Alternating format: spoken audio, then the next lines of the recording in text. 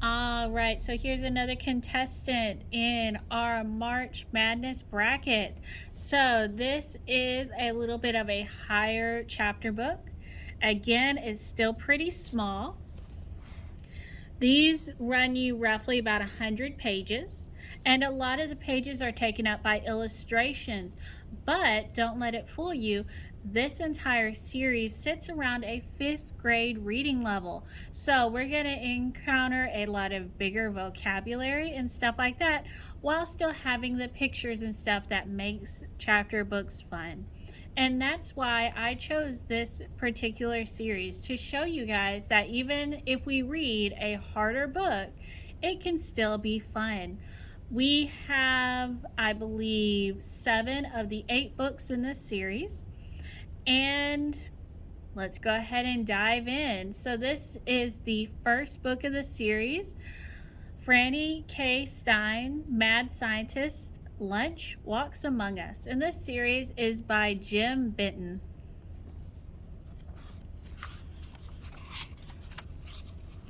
So, Chapter 1, Franny's House. The Stein family lived in the pretty pink house with lovely purple shutters down at the end of Daffodil Street. Everything about the house was bright and cheery. Everything, that is, except the upstairs bedroom with the tiny round window.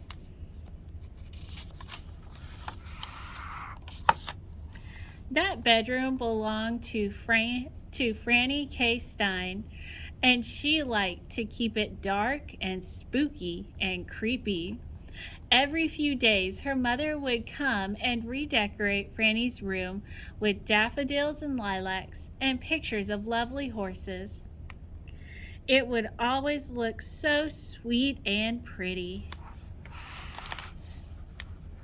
But the very next day, Franny would somehow manage to make it look dark and creepy and spooky again. That was just how she liked it, like a dungeon, complete with giant spiders and bats. Bats? Where does she get bats? Her mother would ask when she saw Franny's room. Is there a bat store around here or something?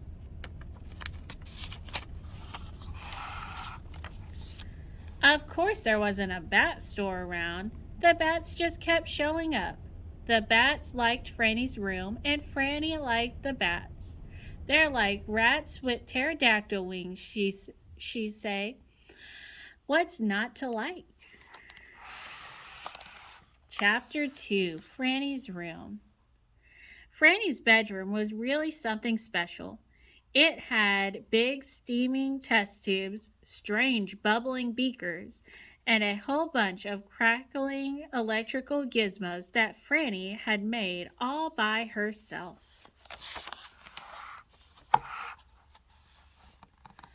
Franny's room also had giant tarantula cage, a snake house, and a tank where she raised a special breed of flying piranhas. She couldn't imagine why anybody would want daisies and lilacs when they could have poison ivy and Venus flytraps. There was no comparison, she'd say, ducking one of her flying piranhas. Franny thought her room was so great and so wonderful and so perfect for her that she almost never wanted to leave it. But she had to, of course, for things like going outside, eating dinner, going to school, and using the bathroom, which is something Franny really liked to do. Whoops, that didn't sound right. It was going to school that Franny really liked. Chapter 3, New at School. Franny and her family had just moved to the house at the end of Daffodil Street, and she was new at school. She liked her teacher, Miss Shelley. She thought she would like the other kids too, but they really weren't very friendly towards Franny.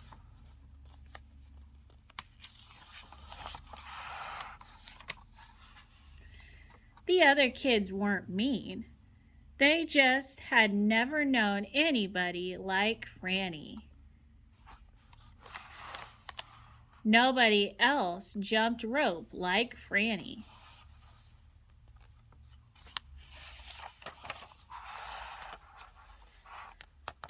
Franny's lunches didn't look like the other kids' lunches either. And when they played hide and seek, no one could find her.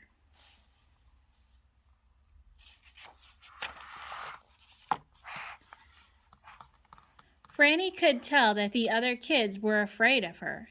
That made her sad because she really did want to make friends. Her teacher, Miss Shelley, noticed what was happening, and one day she asked Franny to stay after class.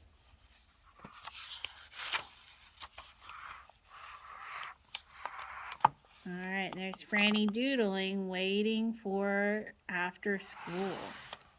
So here we have chapter 4, a proposal.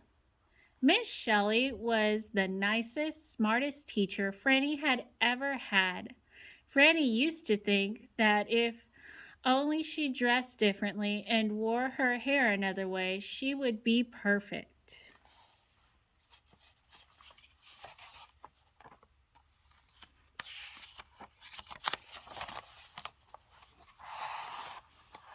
"You're a wonderful student," said Miss Shelley. "Thank you," said Franny. "I like school, especially science, especially the gooey part of science." "I like the gooey parts too," Miss Shelley said, and they both laughed. "I'm a mad scientist, you know," Franny whispered. "That must be very rewarding," Miss Shelley said. But she didn't really believe that Franny was a real-life mad scientist. Franny could tell.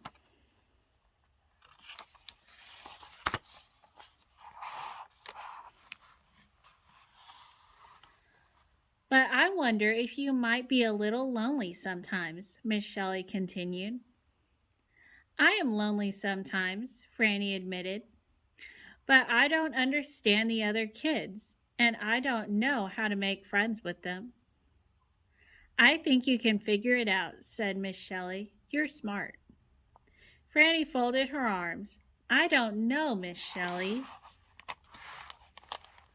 "Think of it as an experiment," Miss Shelley said. Franny's eyes lit up. A wide grin crawled across her face. An experiment was the one thing she just could not resist, and Miss Shelley knew it.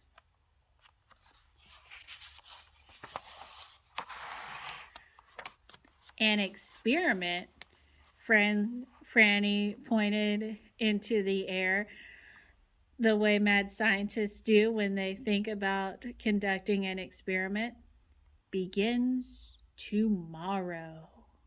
Ooh, I wonder what type of experiment she's thinking about. If it has anything to do with this face, I'd be a little scared. Chapter 5, The Experiment Begins. The next day, Franny came to school prepared to start her experiment. Before class, she observed some of the girls playing with dolls. Franny was delighted. She knew about dolls. She loved dolls. In fact, she loved them so much that she had even made some special modifications to the ones she had at home. Champola, fashion doll by F.K. Stein. Super dangerous. Champolina's steel teeth can easily munch the heads off other dolls. Oozette, cuddly doll by F.K. Stein. Oozette gushes sticky gunk whenever you hug her.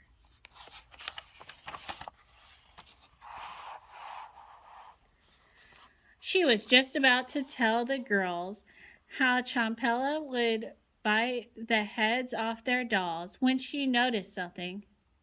Their dolls were all kinds of sweet and pretty. They all had long hair and flowing dresses. Not a single one of them oozed uck. They didn't ooze anything. Franny made a note to herself. Pretty, non-head biting dolls, it said, and less oozing.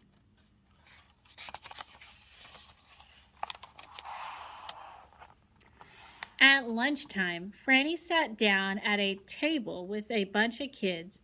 She was getting ready to take out her exquisitely delicious crab, that word was hidden, crab ravioli in pumpkin sauce when she made another observation. Peanut butter and jelly sandwiches on her left, lunch meat sandwiches on her right. As far as Franny's eyes could see, was a carpet of soft, white, squishy sandwiches. No casseroles, no stews, no slush, kebabs, just sandwiches.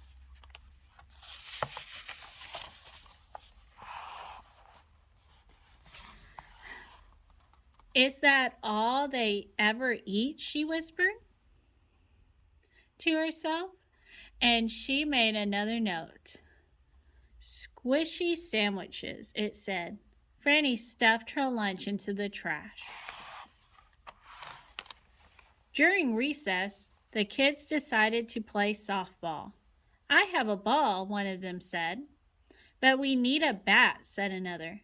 A bat, Franny thought. Finally, something I understand. She reached into her backpack to get one.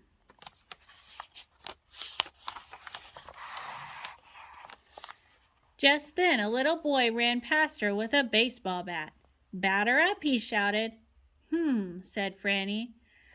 There's more than one kind of bat. Let me turn that off. I'm sorry, guys. And her classmates started playing. She took out her notebook and made another note. A bat can also be a big stick you use to hit things with, she wrote.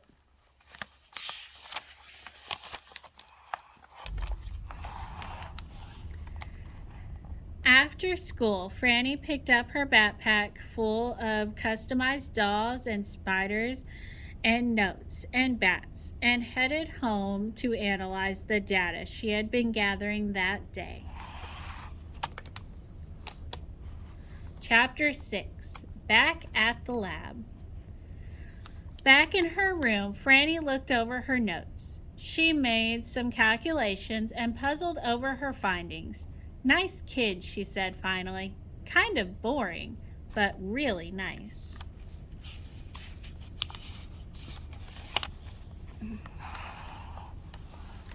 That night, Franny dreamed about how much fun it would have been to play dolls with those girls or to trade sandwiches at lunch. Even softball looked like fun, in spite of the fact that they used the kind of bat that didn't have cute, veiny wings.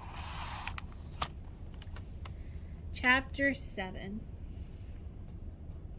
Making Monsters. Early the next morning, as she was getting ready for school, Franny pulled down a copy of A Treasury of Monster-Making Techniques and turned to the chapter on transformations. In particular, she studied the part that explained how to transform a little girl, mad scientist, into something else.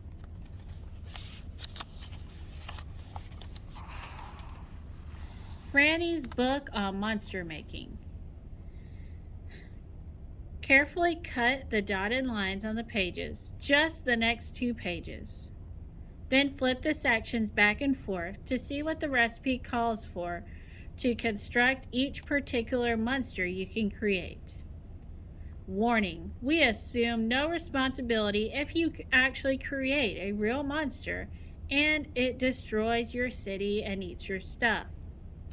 Second warning, this book belongs to me and we will do no cutting of the pages. This was just a fun little thing in case you own this book and could take it home for yourself. So here's the recipe. For the head, wire, bolts, springs. For the body, perfume, cool clothes, hit song.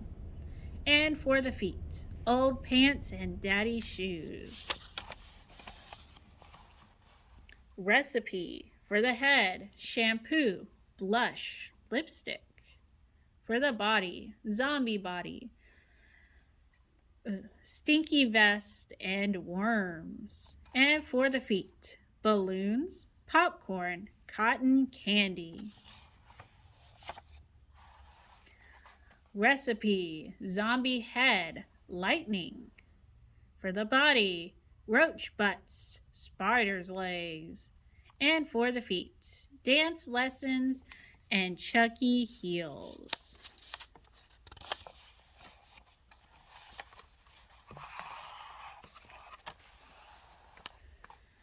I know just what to do, she said, and she began combining honey, vanilla, jelly beans, and pink soda. She poured the formula into a tall, pretty glass decorated with happy sheep holding a puppy wearing diapers. Ugh, she said, how cute can you get?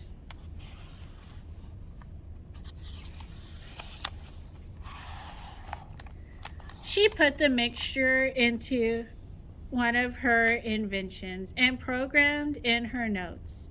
The machine began to hum and shake and buzz and bake, and then finally it binged, just like the microwave when your popcorn is ready.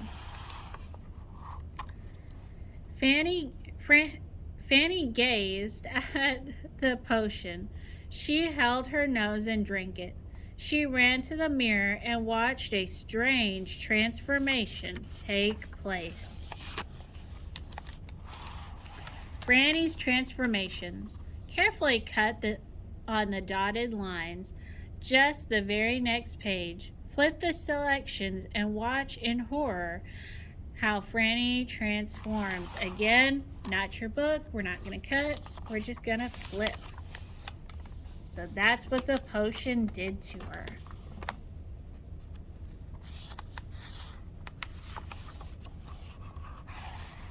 When Franny went downstairs to breakfast, her mom took one look at her and dropped her toast. Her dad choked on his coffee. Her brother's eyes almost popped out of his head. Franny, her mother said, you look so nice. Franny did look nice. Her hair was cute. Her dress was pretty. Her shoes were adorable. She didn't really look like Franny anymore, but she looked nice. Kind of. Thanks, Mom, she said. Here is a description of something I'd like prepared for lunch. It's strange and horribly exotic, but I'd appreciate it if you could give it a try. Her mom looked at the recipe that Franny had given her. It says jelly and peanut butter between white bread slices, she said. I'm pretty sure I can make this, Franny. I've been making it for years. Excellent, Franny said, and she rubbed her hands together in a mad scientist way. And we're verging on 20 minutes, so we're going to stop there for a quick break and see what her friends at school think about her next.